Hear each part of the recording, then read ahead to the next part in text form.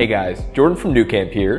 Today we're going to be going over how to change the filter in your Truma Saphir. The Truma Saphir air conditioner is located beneath the dinette bench. To access it, start by removing the screws from the bench back, along with the panel that covers the AC area. Then take off the grate for better visibility and reach. Next, remove the screws from the securing brace to fully access the unit. Unplug the air conditioner and unhook two of the hoses to give yourself more room to work.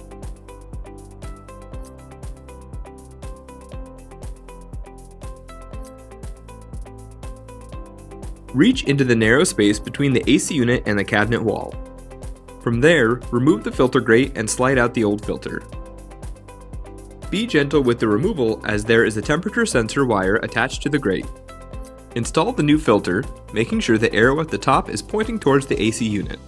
This ensures proper airflow. Once the filter is in place, reinstall the grate, secure the brace back into position, and screw it down. Reconnect the hoses, plug the air conditioner back in, and you're good to go. Your AC filter replacement is complete.